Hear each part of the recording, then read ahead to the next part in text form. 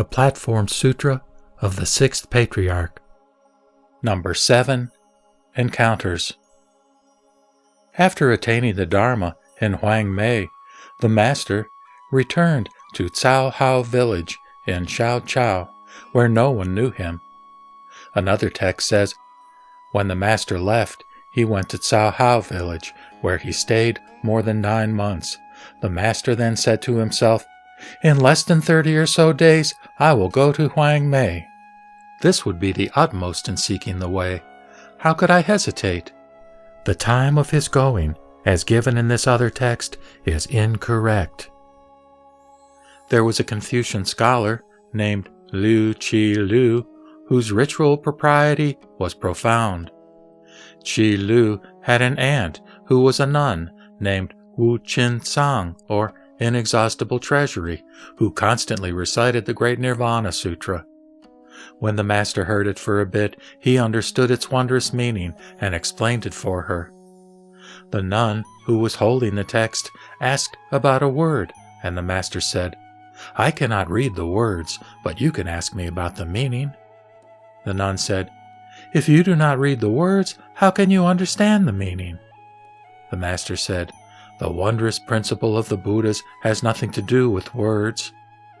The nun was amazed and informed the village elders, this is a man in possession of the way. You would do well to ask to make offerings to him. There was a great-great-grandson of the Wei dynasty martial lord Cao Cao, named Cao Shuliang, who, along with the local residents, strove to come to do obeisance to the Master. At that time, the old Paolin monastery was in ruins, having been burned by soldiers at the end of the Sui dynasty. A new monastery was built once again on the old foundation. The Master was invited to reside there, and he suddenly turned it into an abode of the treasure of the teaching. The Master stayed there for more than 9 months, when he was once again pursued by an evil mob. The Master escaped to the mountain in front of the monastery, and the mob set fire to the forest to force him out. The Master escaped by hiding in the rocks, and the rocks now show the marks of his knees and the design of his robe where he sat in the lotus position. Because of this, the spot is called Escape Rock. The Master remembered the fifth patriarch's prediction, that he should stop and hide upon encountering sympathy and a group, and hid in 2 hamlets. The monk Fa Hai was from Chujiang in Shaochao. When he first went to study under the Patriarch, he asked, the mind is Buddha. Please favor me with your instructions. The Master said, for the preceding thought not to be generated is mind, and for the succeeding thought not to be extinguished is Buddha. That which creates all the characteristics is mind, and that which transcends all of the characteristics is Buddha. If I were to explain it completely, I could not finish in an eon. Listen to my verse, which goes, with regard to the mind, it's called wisdom. With regard to the Buddha, it's called meditation. When meditation and wisdom are maintained equally, all is pure within the consciousness. If you are enlightened to this teaching, it is through your cultivation of the nature. Its function is fundamentally birthless. The dual cultivation is correct. Fa Hai experienced a great enlightenment upon hearing these words. He gave praise in verse, saying, the mind is fundamentally Buddha.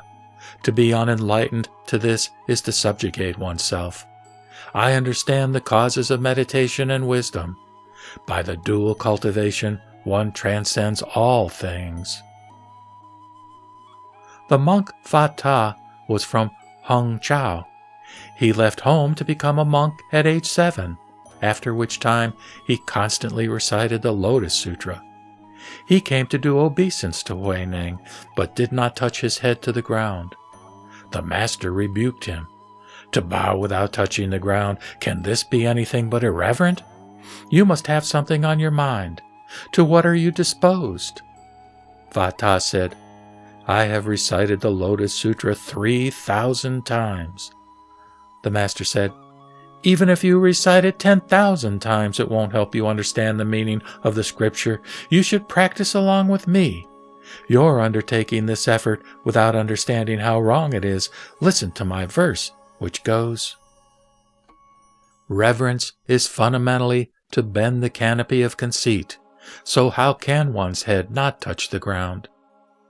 Have the illusion of selfhood, and transgressions are generated. Destroy merits, and one's blessings are beyond measure.'" The Master also said, "What's your name?" The monk answered, "Fatah." The Master said, "You are named Fatah, or Dharma penetration, but when have you ever penetrated the Dharma?" He spoke another verse which went, "Your name is now Fatah. You have diligently recited the Lotus Sutra without cease. Reciting in vain, you have only been emanating sounds. It is the wise mind that is called Bodhisattva. Since you have now had this connection with me, I will now explain Buddhism for you. Simply have faith that the Buddha was silent, that only lotuses come forth from his mouth." After Fatah heard this verse, he said in gratitude, "From now on I will be deferential toward all. Your disciple has recited the Lotus Sutra without understanding its meaning, and my mind always harbored doubts. Your Reverence's wisdom is vast, so would you please briefly explain the sutra's meaning?" The Master said, "Fatah, the Dharma is profoundly penetrating, but your mind has not penetrated it. The sutra is fundamentally without doubt. It is your mind itself that doubts. As you recite this sutra, what is its central doctrine?" Fatah said, "This student is dull of disposition and has always just relied on reciting the text. How could I understand its central purport?"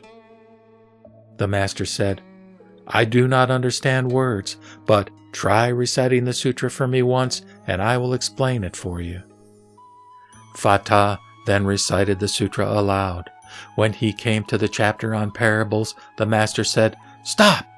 The central doctrine of this sutra is fundamentally the causes and conditions and the appearance of the Buddhas in the world.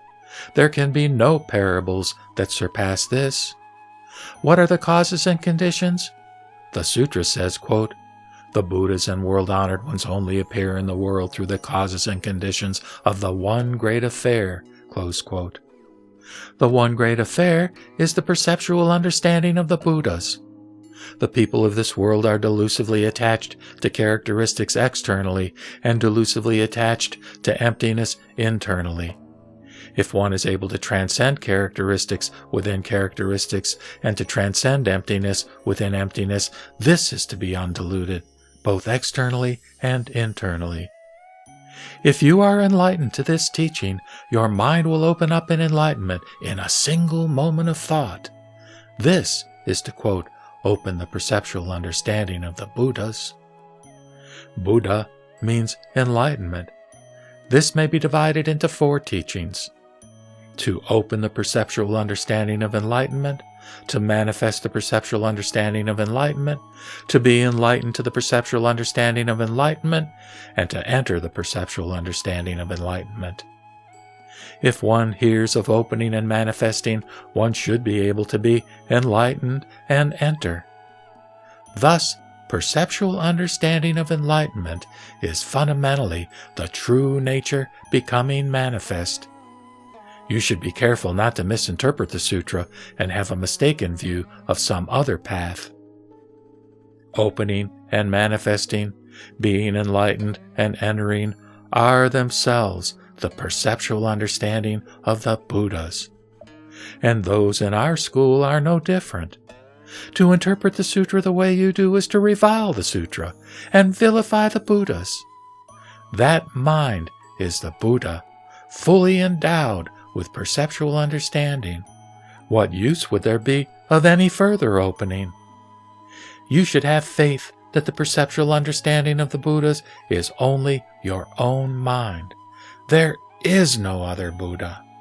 It is only that all the sentient beings obstruct their own brilliance by the sensory realms of desire. externally conditioned and internally disrupted, they take hectic delight in sensation. Then they belabor other world-honored ones to arise from their samadhi and use various harsh words to get them to stop. Don't seek outside yourself. You're no different from the Buddhas. Therefore, the Lotus Sutra says, quote, "Open the perceptual understanding of the Buddhas," close quote.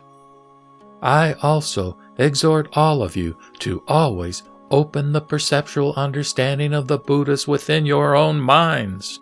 The minds of people in this world are given to the false, and they stupidly commit transgressions. With good in their mouths and evil in their minds, they are lustful, angry, jealous, obsequious, and conceited, injuring people and damaging things. They open the perceptual understanding of sentient beings. If you are able to always generate wisdom in a correct state of mind, contemplating your own mind, stopping evil and practicing good, this is to open the perceptual understanding of the Buddhas. You should open the perceptual understanding of the Buddhas in every moment of thought. Do not open the perceptual understanding of sentient beings. To open the perceptual understanding of the Buddhas is to transcend the world. To open the perceptual understanding of sentient beings is to be in the world. If you only struggle to grasp at thoughts as your task in life, how would this be any different from a yak loving its own tail? Fata said, "If this is so, then should one just understand the meaning and not bother to recite the sutras?" The master said, "Can the sutras be in error? How could they impede your mindfulness? It is just that delusion and enlightenment are in the person, that harm and benefit depend on oneself. To recite with the mouth and practice in the mind is to turn the sutra. To recite with the mouth without practicing in the mind is to be turned by the sutra.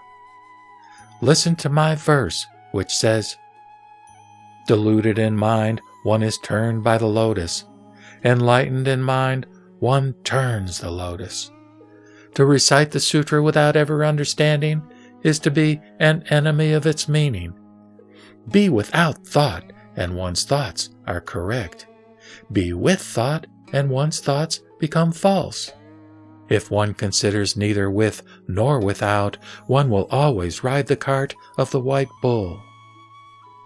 Hearing this verse, Fata unwittingly cried tears of compassion, and upon hearing the words he expressed a great enlightenment. He told the master, "From long ago until the present, I have actually never turned the lotus, but have been turned by the lotus." Fata announced further, "The sutra says, quote, 'All the great Shravakas and Bodhisattvas, even though they think about it and consider it as much as possible, cannot comprehend the wisdom of the Buddha,' close quote. Now, you would have ordinary people simply become enlightened to their own minds, yet you call that the perceptual understanding of the Buddhas. I am not of superior abilities, but I cannot help but doubt if this is not to revile the scriptures.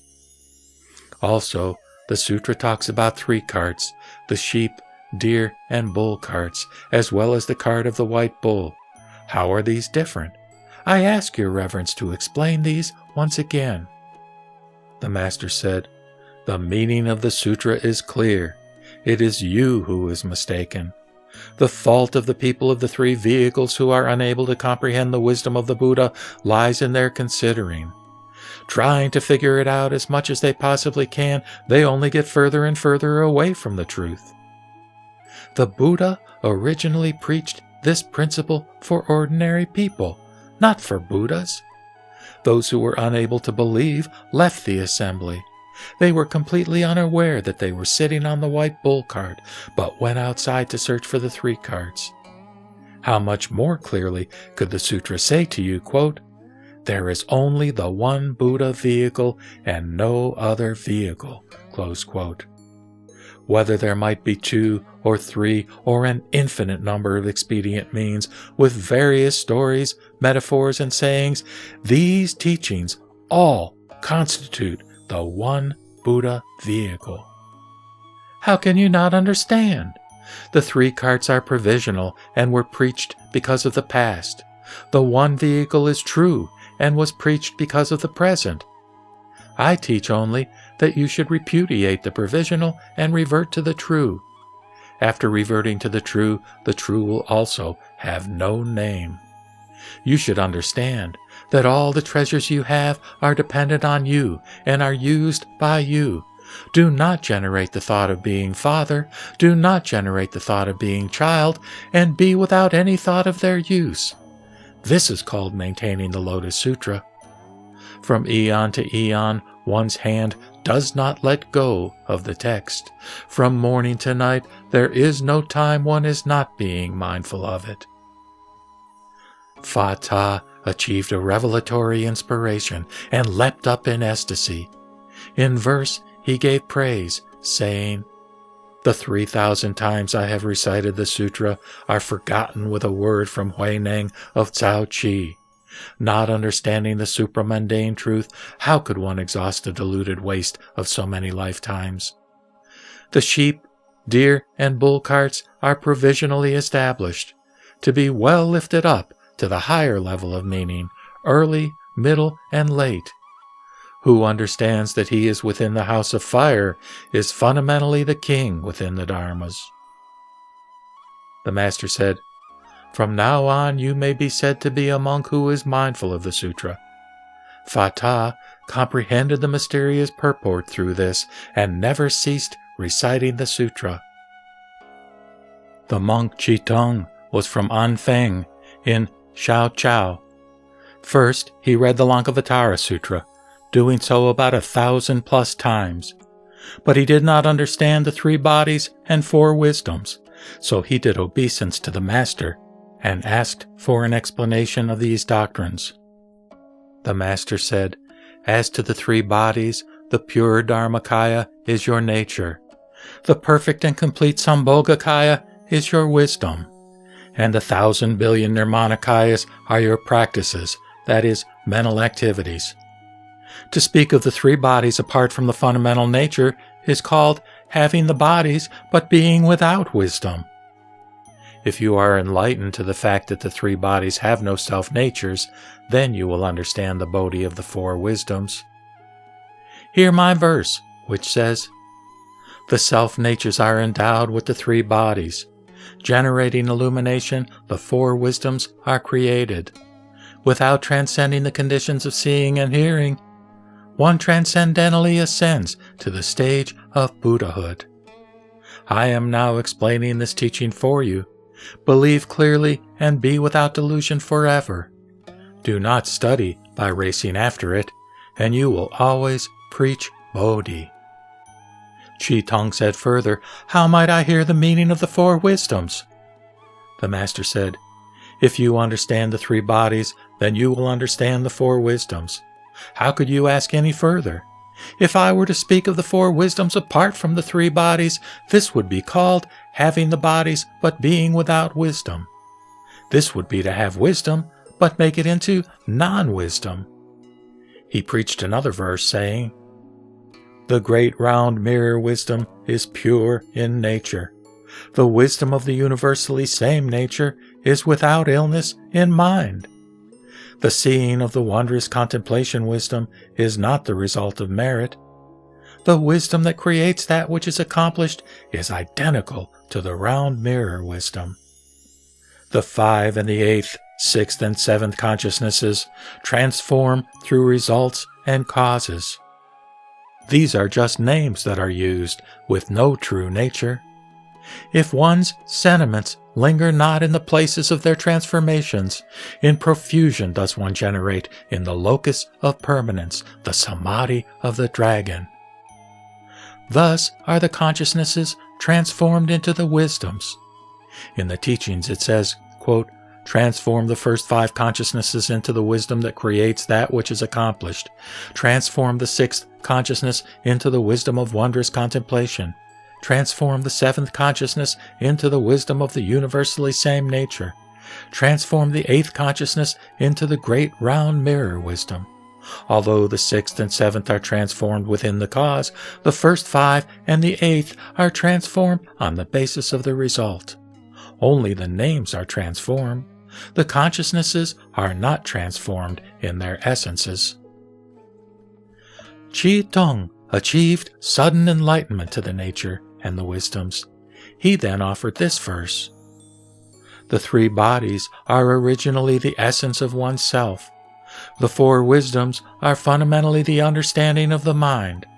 The bodies and wisdoms interpenetrate without hindrance, responding to things in accordance with forms. All deliberate activation of cultivation is false activity. To guard one's abiding is not true serenity. The wondrous purport has been illuminated by the Master. I will forever forget all defiled names. The monk Chi Chang was from Kui Chi in Xinjiao. He left home to become a monk when he was 7 or 8 and intently sought to see the nature. When he paid his respects one day, the Master asked, "Where did you come from, and what do you seek?" Chi Chang said, "Recently, this student went to Mount Paifeng in Hangzhou, where I did obeisance to Reverend Chen Sui, and heard his teaching on seeing the nature and achieving Buddhahood. Since I was unable to resolve my lingering doubts, I have traveled this distance to do obeisance to you. I beseech your reverence and your compassion to teach me." The Master said, "How did he, Shen Sui, phrase his teaching? Try to repeat it for me." Chi Chang said, "After arriving there, I received no teaching for 3 months. Because of the importance of the Dharma, one night I entered Shen Sui's quarters alone to inquire of him. What is my fundamental mind, my fundamental nature? Shen Sui then said, "Do you see space?" I said, "I see." He said, "When you see space, does it have characteristics or not?" I answered, "Space is without form. What characteristics could it have?" He said, "Your fundamental nature is like space, in that there is not a single thing at all that can be seen. This is called correct seeing. For there to be not a single thing that can be known is called true knowing. There are no blue and yellow, long and short.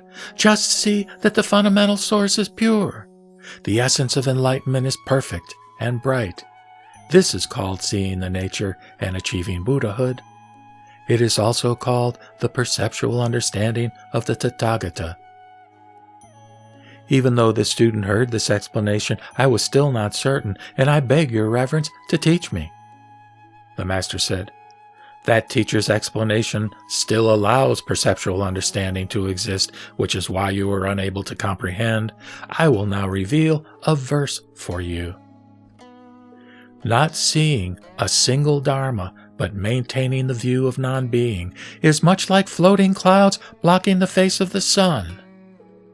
Not knowing a single Dharma, but maintaining one's knowledge of emptiness, is just like the great void, generating lightning and thunder. When such perceptual understanding arises for the slightest instant, how can mistaken recognition ever understand expedient means? You should understand the error of this yourself in a single moment of thought, and the numinous brilliance of the self will be constantly manifest." When Chi Chang heard this verse, his mind became suddenly expansive in enlightenment, and he related a verse. There is no reason to activate perceptual understanding, to be attached to characteristics and seek for bodhi. When one's intelligence harbors a single thought of enlightenment, how can one transcend the delusions of the past? The self-nature, enlightened to the essential source, illuminates the crazed currents of awareness. Without entering the room of the Patriarch, in a daze, going about with 2 heads. One day, Chi Chang asked the Master, "The Buddha preached the 3 vehicles, and he also spoke of the Supreme Vehicle. I don't understand these doctrines and would like you to explain them for me."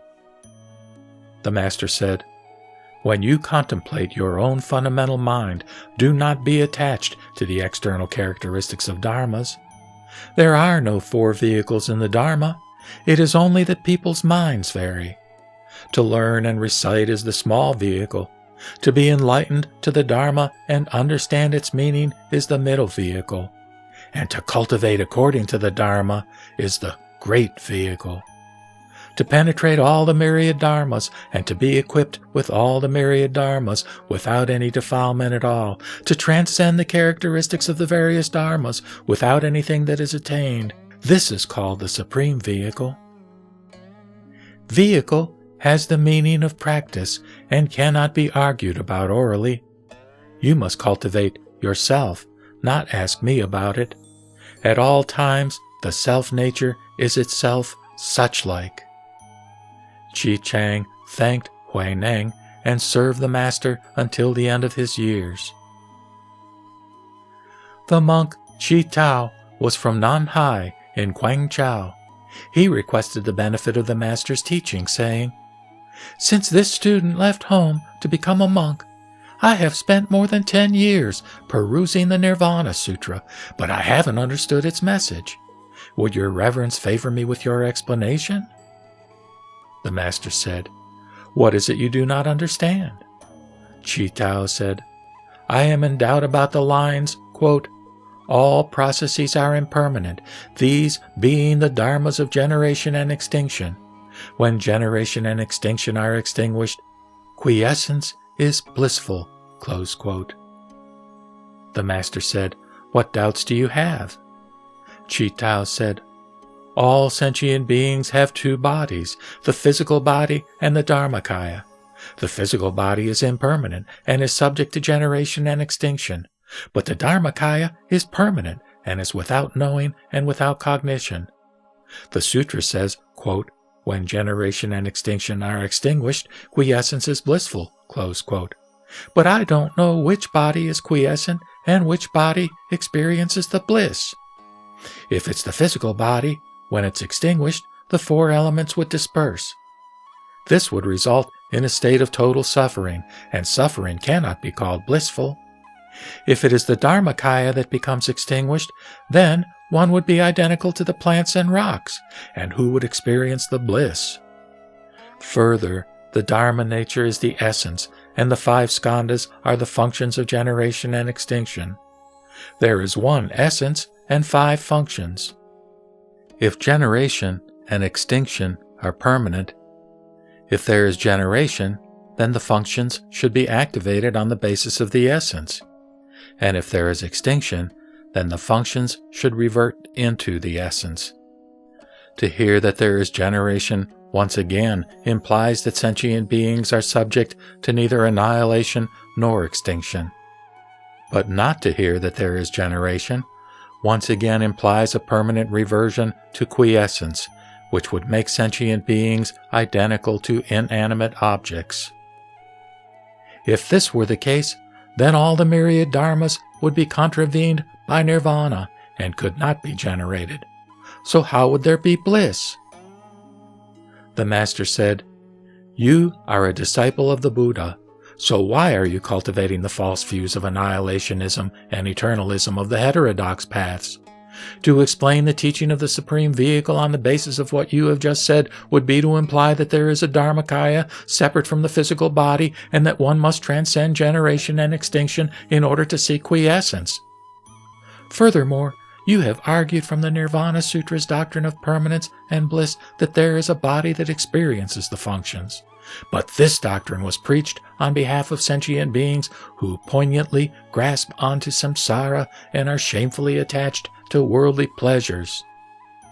You should now understand that the Buddha preached on behalf of all deluded people that the 5 skandhas conjoin to make their own essences and characteristics.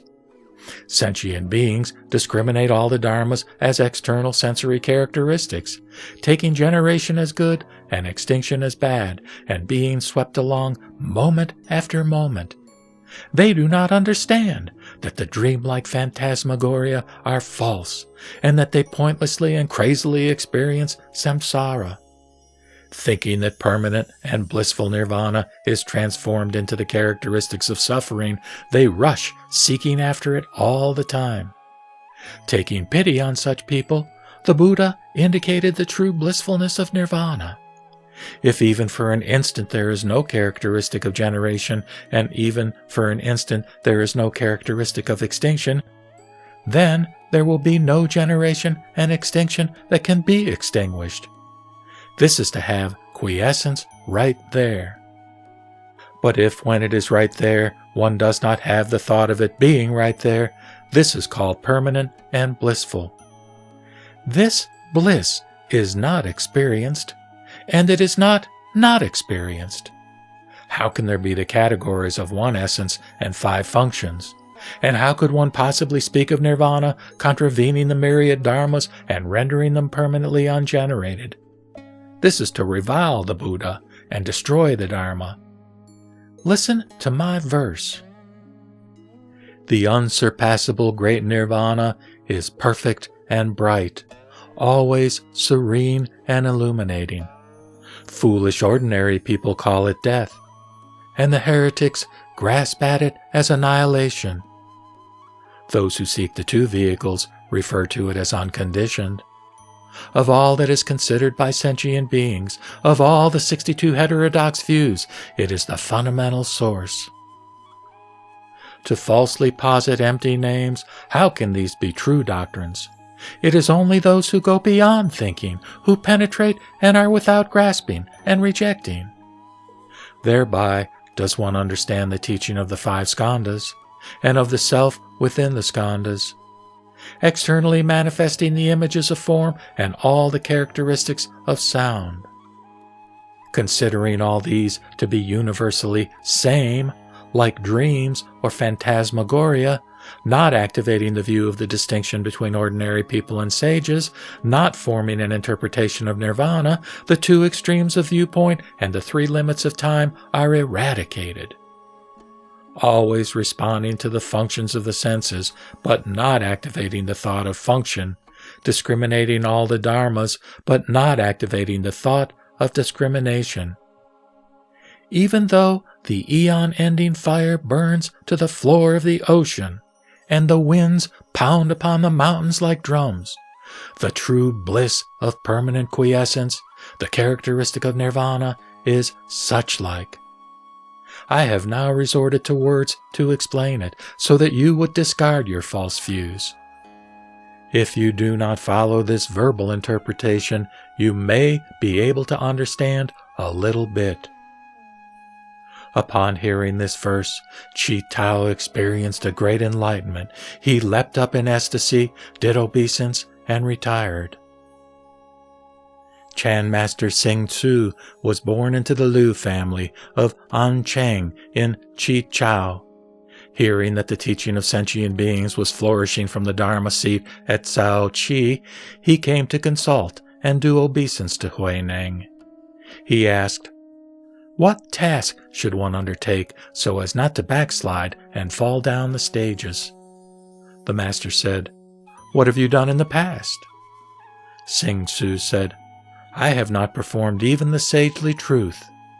The master said, "What stages would you fall down?" Sing Tzu said, "Without having performed the sagely truth, what stages can there be?" The master was profoundly impressed by Sing Tzu and made him the chief among his followers.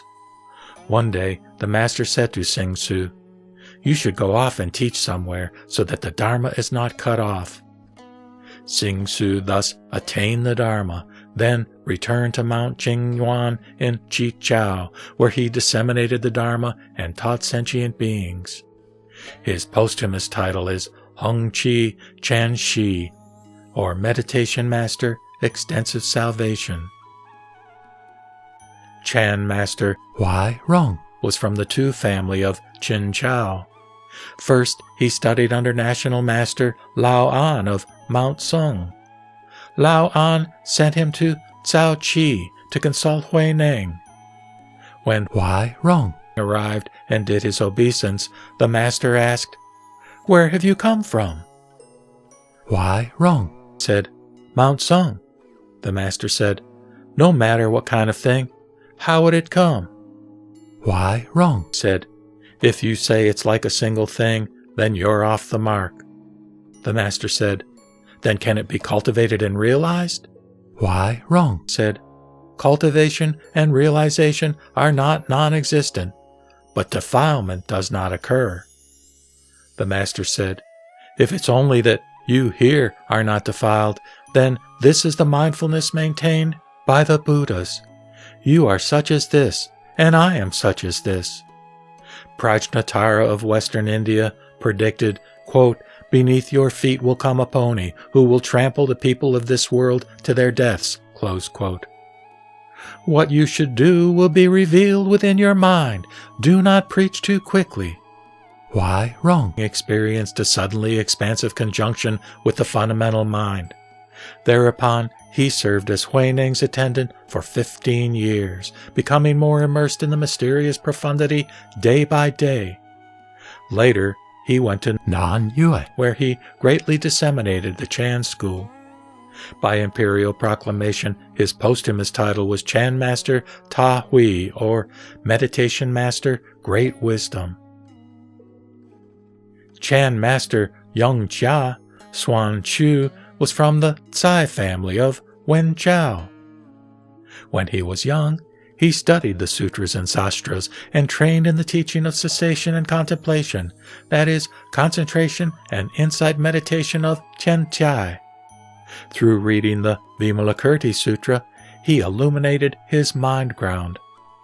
Coincidentally, he visited and discussed the Dharma with the master student Xuan Tse. Everything he said was in implicit accord with the teachings of the patriarchs. Xuan Tse said, From whom did you attain the Dharma? Xuan Chu said, I heard that there is a succession of teachers for the Mahayana Sutras and Sastras. Later, I became enlightened to the central doctrine of the mind of the Buddha by reading the Vimalakirti Sutra. As yet, no one has verified my realization. Xuan Tse said, Attained prior to King Sounds of Dignity, becoming enlightened oneself without a teacher after King Sounds of Dignity. In both cases, this was the heretical path of naturalism. Xuan Chu said, May I request that you verify my realization? Xuan Tse said, My words carry no weight, but in Sao Chi there is the sixth patriarch, Great Master Huineng. Students assemble there from the four directions like clouds. You would certainly receive his Dharma. And if you would go there, I will accompany you. Xuan Chu then came with Xuan Tse to consult the master. Upon his arrival, he walked around the master 3 times, shook his staff, and stood still. The master said, Monks are provided with 3,000 forms of deportment and 80,000 specific practices. Where have you come from, O one of great virtue, to generate such great self-conceit? Xuan Chu said, The matter of birth and death is great, and impermanence is rapid and swift. The master said, Why don't you understand the birthless and comprehend that there is no swiftness? Xuan Chu said, The essence is birthless, and comprehension is fundamentally without swiftness. The master said, So it is, so it is. Only then did Xuan Chu do obeisance to Huineng with full ceremony. He then immediately said he was going to leave. The master said, Now isn't this really swift? Xuan Chu said, The fundamental is itself motionless, so how can there be swiftness? The master said, Who knows its motionlessness? Xuan Chu said, You have just given birth to discrimination. The master said, You have profoundly attained the meaning of birthless. Xuan Chu said, How can the birthless have a meaning? The master said, If there is no meaning, who is it that discriminates? Xuan Chu said, Nor is discrimination a meaning. The master said, How excellent! But at least stay one night. From this time, they called him One Night Xuan Chu. Later, he wrote the Song of Enlightenment, which was disseminated throughout the world. His posthumous title was Wu Tsang Da Shi, or Great Master Without Characteristics. At the time, he was called Chen Chu. The Chan monk Chi Huang first consulted the fifth patriarch and claimed that he had attained samadhi. Living in a hut, he devoted himself to lengthy sitting for 20 years. When the master's disciple Suan Se was wandering through Ho Shuo, the area north of the Yellow River, he heard of Chi Huang's fame and went to visit him in his hut. Suan Se said, "What do you do here?" Chi Huang said, "I enter into samadhi." Suan Se said, "When you say enter into samadhi, does the mind of being enter, or does the mind of non-being enter? If it is the mind of non-being that enters, then all the insentient plants and rocks would be able to attain samadhi. If it is the mind of being that enters, then all the sentient beings who have consciousness would also be able to attain samadhi."